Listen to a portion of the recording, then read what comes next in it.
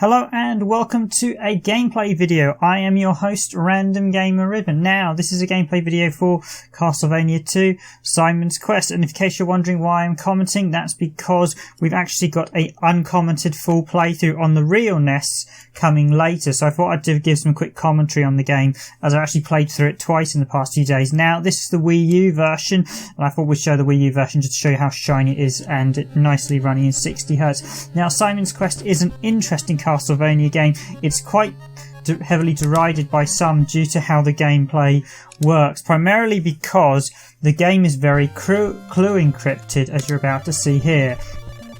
And unfortunately the translations and some of the clues are a bit cheeky. So first thing to do in this town is buy a white crystal. Now there's not mechanics shown, but many people might not realise that the different villages have different rates of telling the truth or being pranksters or liars. So the old men have the highest rate of telling the truth. And interestingly enough, checking the Japanese sites, this guy probably is the most important clue of them all. 13 clues will solve Dracula's riddle. All the Japanese cheat sites go on that there's 13 special books that directly tell you how to finish the game. And they are actually still in the English version. It's just some of them are bloomin' hard to find, and you're going to spend your weeks trying to find them. You have a friend in the town of Aldair. Go and see him. Well, there's no town of Aldair, so that's either a mistranslation or he's a liar. Turn right for the Jovial Woods. Left for Belso Mars. So that's directions from the signpost. The magic potion will destroy the wall of evil. Now that's referring to the holy water, and again it does exactly what it says. It actually does destroy the basically destroys the illusionary wall, so you really do need holy water. Rumour has it the ferryman at Dead River loves garlic. That's actually a lie. That's a complete lie. Now this guy here is the infamous Thornwhip seller. Buy a Thornwhip. There's a guy in this village who actually mentions this a trader's selling a bum deal, and he's actually referring to the Thornwhip guy, I believe. A flame is on top of the 6th tree in Dennis Woods. As far as I'm aware, there's not a location called Dennis Woods unless it's a mistranslation, and you certainly can't get a flame from the top of the 6th tree. So I think that one is a lie. Now I'm actually going to get the holy water. This town, there are 2 items you need, the holy water and the white orb before you do anything. But what's interesting is the clues are actually clue books, but the game doesn't quite make that clear. And even reading through the original NES manual, it doesn't. So no, I can't buy one at the minute. I need to get some cash, and I do get cash by collecting hearts. This game is unfortunately quite heavily derided by a lot of people, but it's actually really, really good. And I've actually finished it twice now and really enjoyed it. It does, however, take a bit of learning, and if you don't, the game doesn't come with a map, so it does require a bit of pen and paper. Admittedly, the translation does hinder it slightly.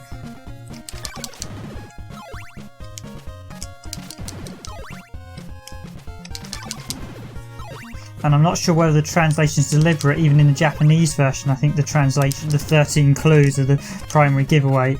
But basically the different villagers, looking from the Japanese sites, they basically have a different rate of whether they're going to be telling the truth. The old guys tell the truth the most, the young men tell the truth about 50-50, and the women largely don't tell the truth or tell you things about yourself or I quite fancy you and other weird things like that that basically have no relevance to your story.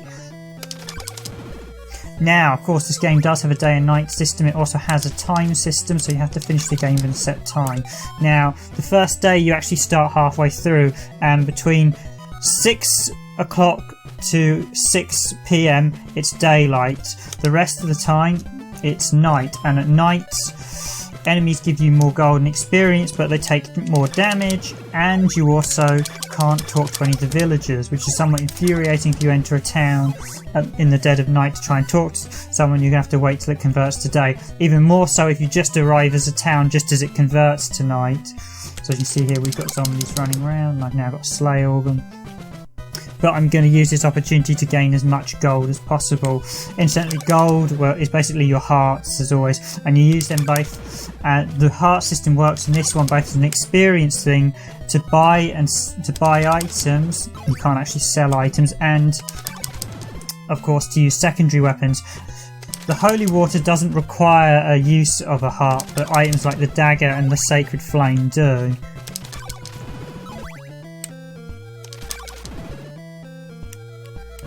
So you can see there it's 22, so that's 10 o'clock.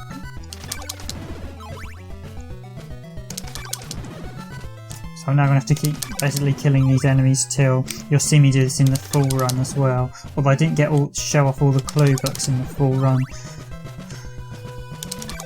It was actually quite interesting. There's basically a few of the Japanese sites really go on about the 13 important clue books. Now, one or two of them are slightly garbled in the English translation, I felt, but the majority of them, if you can find them, actually give you the large rub of the game. They actually basically tell you what most of the items do. Not everything is signposted as well as it should be. In fact, there's still one or two bits that you kind of have to figure out, but they do tell you what the white orb does, they do tell you what the red orb does, they do tell you what the blue orb does. The problem is finding them. I'm trying to work out how to find them from the clues given. Now basically when someone refers to a clue, they're usually referring to that there's a clue book and that the clue book's hidden somewhere. One of the issues that I did find is that the woods often have multiple names depending on which village they're near, even though they're part of the same woods.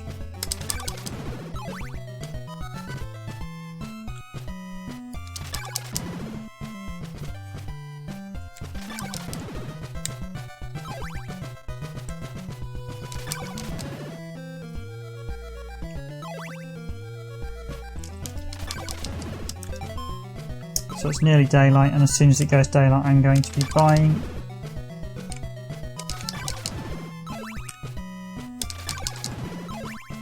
a white orb.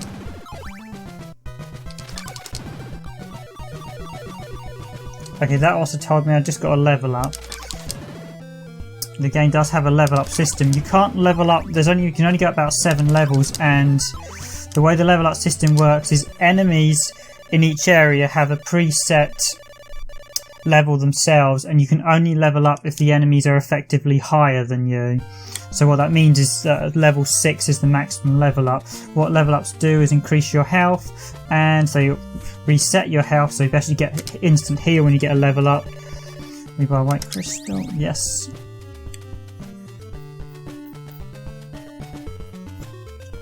The other thing, you also actually increase your defense and attack stat when you level up. Admittedly, the whips, the upgraded weapons give you the highest stat increases on the weapons, and you don't need to finish the game getting all the level ups, but they do give you a slight defense and strength increase, although a lot of those stats aren't shown in game, so you have to figure it out for yourself, basically looking at how many hits certain enemies take. Once you level up, you'll notice they'll take less, but there's a lot of hidden stats in this game, which is partly one of the reasons it can be so confusing. Indeed, it's quite a daunting task at first, so if you do ever start this and you fancy doing it without a guide, because a lot of people will say this game is basically essential with a guide, you're going to need a pen and paper to draw a map of where to go, because this game is truly one of the first really early open world games.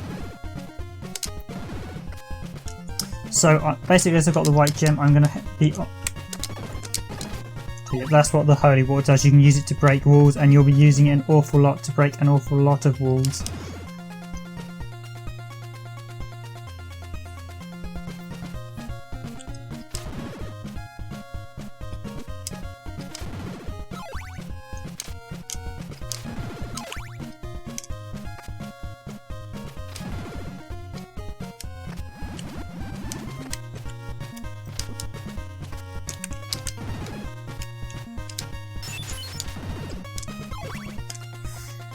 Now this is one game where time is of course of the essence, because depending how long you take depends which ending you get, and that's not the right way to go about some of those jumps. And basically the last thing, you always want to make sure that if you're doing the flow of the game properly, that it goes to night just as you're out in the exploring areas. So there you click the white gem, and this actually opens up the entrance into the first, which this is Berkeley's Manor, I believe. Now, there is a clue that does tell you, and it's actually one of the guys mentions it in the opening town. He says there's a clue in the town of Veros. If you go to Veros, you have to, of course, basically break an awful lot of walls, but if you do, in one of the shops, you will find that there's a clue, and I'll actually show you where that clue is later. So we're going to go through the first dungeon and play through, probably just show you sort of how to get to the second dungeon. And sort of, basically I want to give people a taste of it before we do the review and before we do the full playthrough for the extended video. Now the full playthrough will be on the actual NES version, not the Wii U version. Yes, the Wii U version looks a tad nicer as it's HDMI, but you can't quite beat the original NES.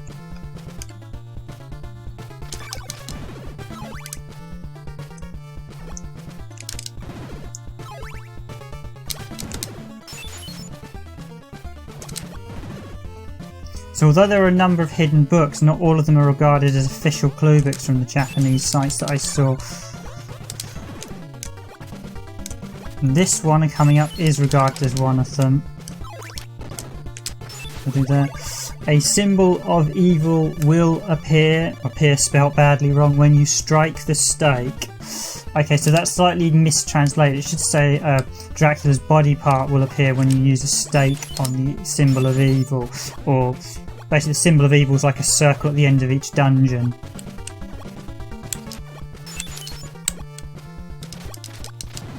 But yeah, the English translation for a few of the bits of text isn't great. The other thing there's a lot of is invisible walls in this, and some of them will be used to drop you off cliffs. Others you'll have to basically figure out where they are to go through them in order to progress in dungeons. Indeed, the second dungeon has quite an important invisible wall that you can't find the actual Dracula body part unless you go through it. So there's a few cheeky bits like that. Now, I've actually got invisible platforms coming up here. These two I'm just about to walk over. They are not real, so I have to jump to there, otherwise you fall down. A giveaway of telling when there's invisible platforms is to look at the enemies like the skeletons.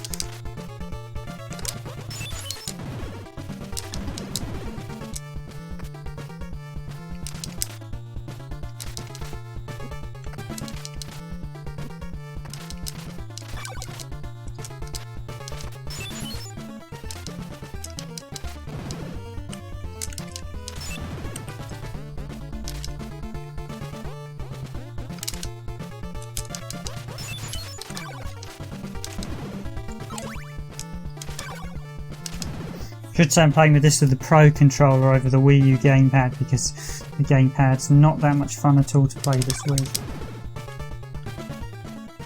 Just grabbing some heart pieces. Now, yeah, so as I've already gone up a level up, these enemies aren't actually giving me any experience.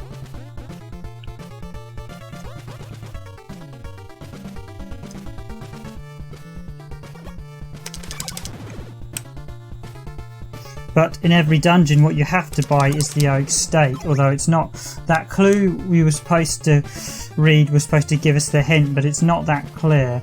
So basically there's always an oak stake seller, although some of them can be quite tricky to find in the dungeons. Invest in an oak stake? Yes. Basically this is a one-time use secondary weapon, so make sure you use it correctly. So there's this is a second important. Destroy the curse and you'll rule Burrock Mansion. That's not a particularly good clue, but that's basically saying you need to beat the third mansion. I think that's actually referring to the fact that the third mansion has a boss. And you need to defeat that boss to get quite... well, it's not a key item, but it's a weapon that makes the game far, far easier. Indeed, I actually absolutely destroyed the final boss with said weapon. So, a flame flickers inside the ring of fire. That is gobbledygook, that clue, as far as I'm... that's not an official one of the 13 clues either, unless it's mistranslated. But no, that clue tells you nothing. Or that clue book tells you nothing, I should say. They're basically clue books, but the game just calls them clues. Now, another hint coming up, you'll notice the enemy on this platform turns when he gets to there. That's because they are fake, those two blocks underneath the column. And if I will use that shortcut later, but you don't want to fall down there, or else you have to re-go through the whole dungeon. Now, this is where I need the oak stake for. Strike the symbol of evil, or the core, and grab. You now possess Dracula's rib, yay. Interestingly, the game is slightly glitched in that enemies and key items reset as soon as you walk off screen. So if I go back, the symbol of evil has reappeared and you can collect them as many times as you like. Indeed, the bosses have that issue as well, apart from Dracula. They will actually respawn immediately after you enter and exit their room. And indeed, as most of the bosses you have to fight and then go through to the symbol of evil room, you then have to run past them. Amusingly, again, you saw that in our video. So death isn't too much to worry about because you actually have infinite continues in this. The game originally had a save system in Japan that was converted to a password for the European and US release. The only downside is it doesn't save your hearts and your current XP levels. Well, it saves your level, but it doesn't say how much you are towards your next level. They reset. So if you die just as you're about to buy an expensive item, you're going to have to recollect all those hearts.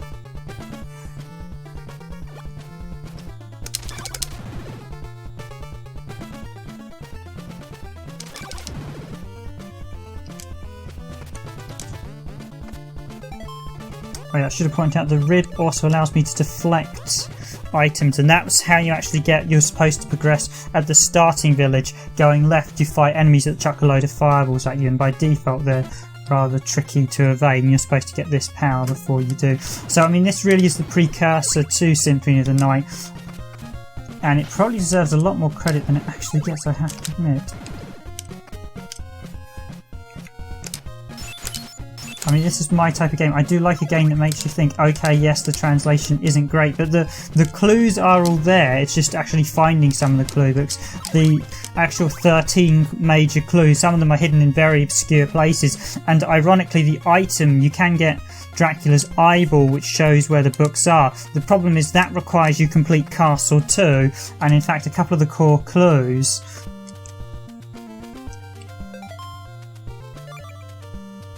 Okay, this guy's the silver dagger. I don't actually want him. So, laurels in your soup enhance its aroma. So he's telling you nothing. You look pale, my son. You must rest in the church. Yep, we will rest in the church to heal up. I think the guy at the front told you when I walked past and didn't talk to. I think he tells you there's a clue in one of the towns. Just to confirm.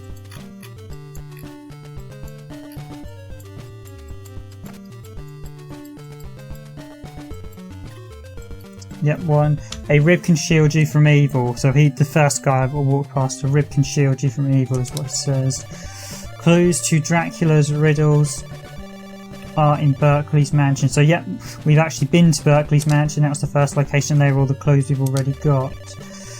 You've got a friend waiting for you in the town of Alijab. That's true. Your friend gives you quite an important item. Well, he's the guy that is referring to the guy that exchanges your white orb for the blue orb, which I'll probably show in this playthrough, this gameplay video. I'm going to keep it down to about half an hour though.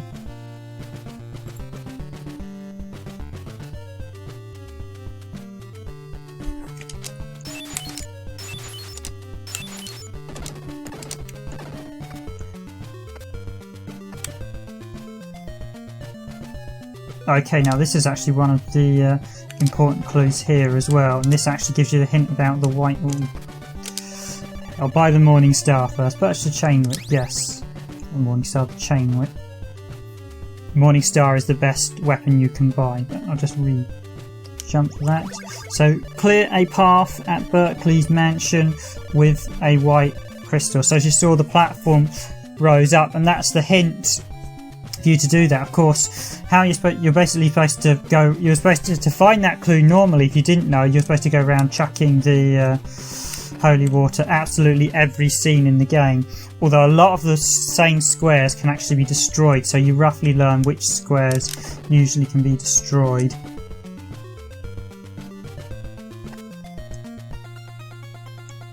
Now I'm about to go to night any second, so let's try and get these enemies in the daylight. What a horrible night to have a curse. Yep, that's probably not the best dialogue, 9. It should be nightfall. It should be something. It should be roughly. It should be may not be a direct translation, but something a better translation would be night falls and the darkness grows stronger.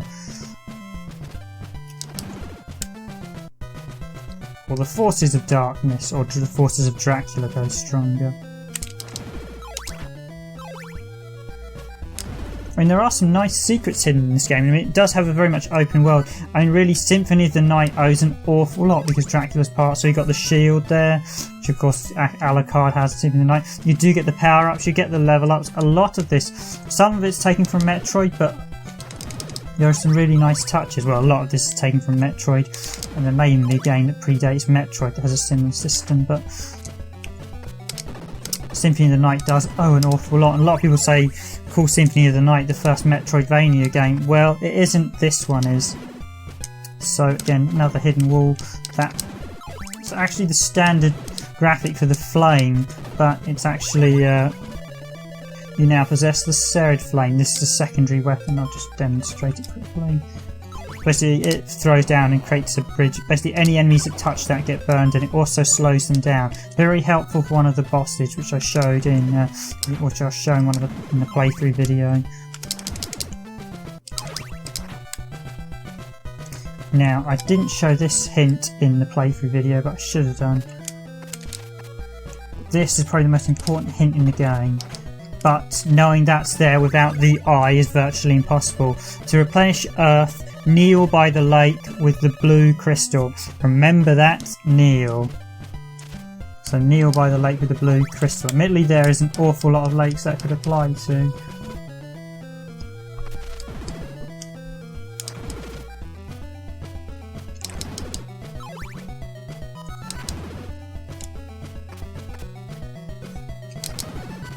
But like the randomness of that location, to find that you would really have to be doing this everywhere, or you would have to get Dracula's Eye. The problem is Dracula's Eye can't be obtained until you have the item from the Blue Orb dungeon. Because basically Dracula's Eye, in order to get Dracula's Eye, it's the only, you require Dracula's Heart. Most of the dungeons can be done in almost any order, bar the third one, which requires you have the item from the second one in order to enter it.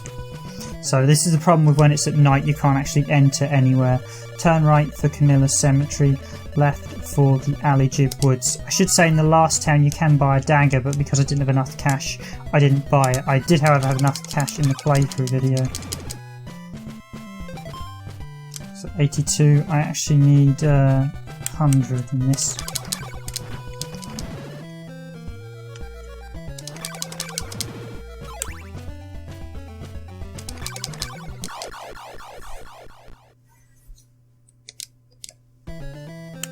And that is not what you want to be doing. Again, I make that silly mistake, but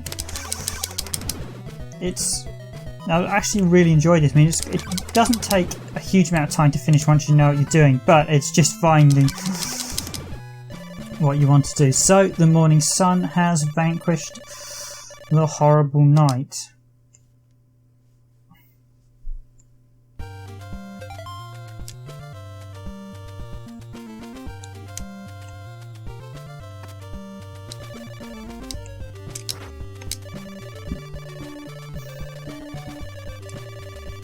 Buy some garlic, it has special powers. That's actually a very good hint. So garlic is actually required to... You can basically you can use garlic in 2 locations to summon 2 items. Now I actually need a teeny bit more gold, so I'm just going to collect hearts till I have 100. 94. So I want to buy some garlic.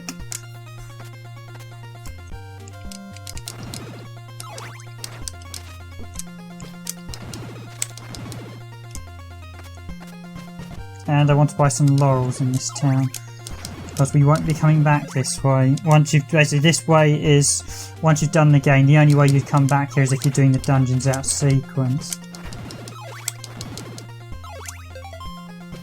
Okay, 108, great. So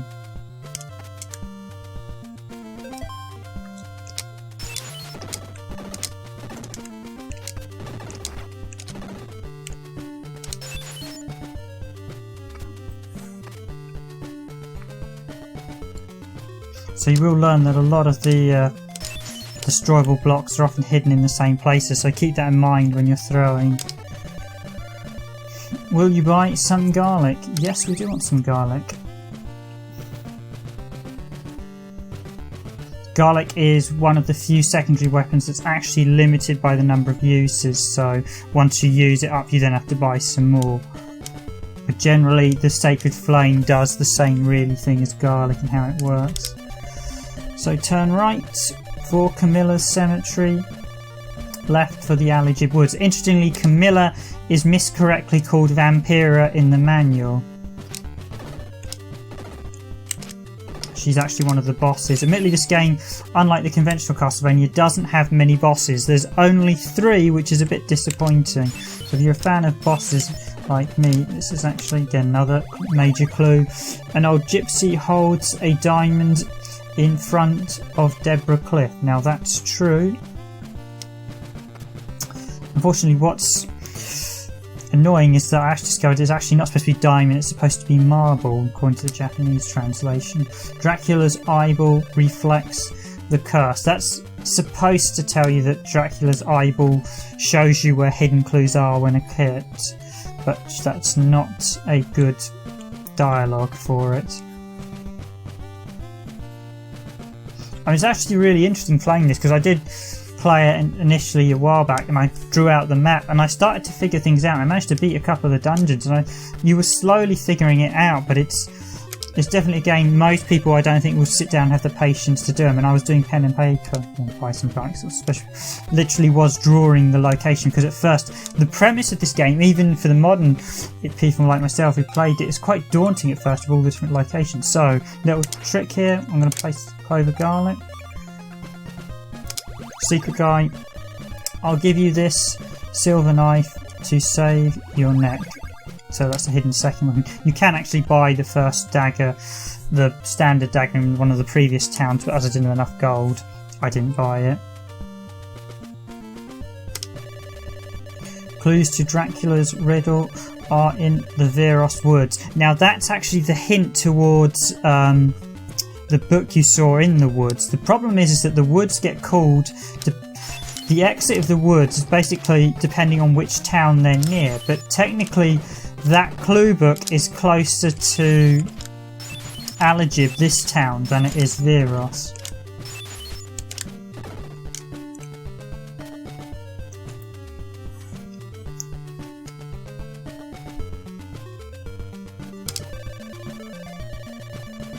By some of my laurels. Now laurels are again another usable item. You need them to basically, they make you invulnerable.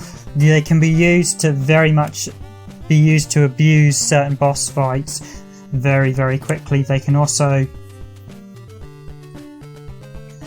be used to make you invulnerable, basically make you invulnerable, and be used to prevent you from taking damages when walking through the marshes.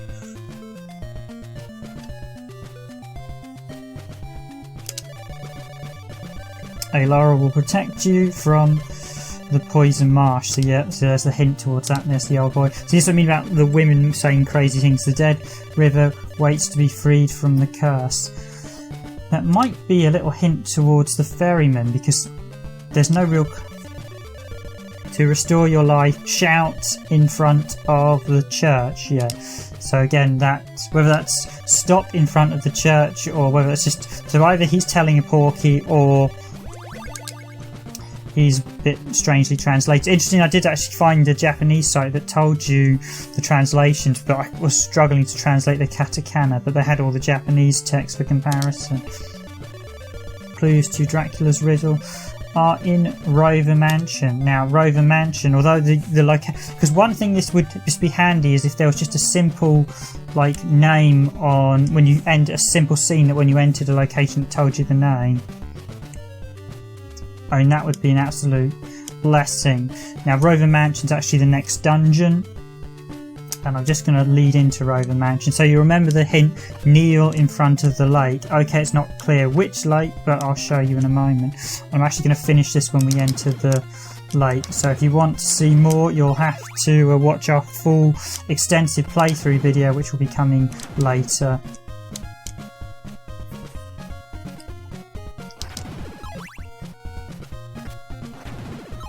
But again, as I said earlier, the daylight definitely makes enemies easy to kill. Now I've got the chain whip, I can defeat them. Of course, the enemies get stronger in night, so it's definitely parable that you want to be walking around the towns in daylight and in these battle areas at night. They do give you more experience at night as well, so definitely getting more gold is very helpful at times, certainly earlier on, especially as you will be having to do a lot of items. What a horrible night. Now the clock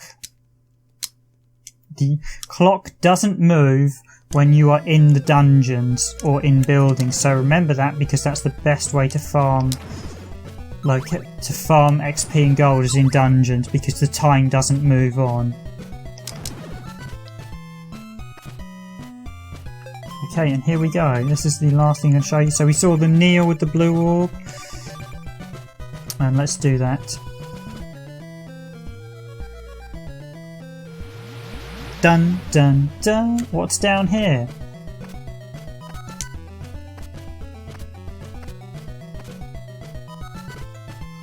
And this, ladies and gentlemen, is Rover Mansion. So I hope you enjoyed this little introductory and quick chat through of Castlevania II Simon's Quest. There is a review following in the near future, and there will be a full NES playthrough video which I won't be commentating on. But if anyone wants me to do a full commentated playthrough of the game, I don't mind. But please leave comments if you are interested. But first off, watch the forthcoming review and read the forthcoming review and watch the forthcoming videos.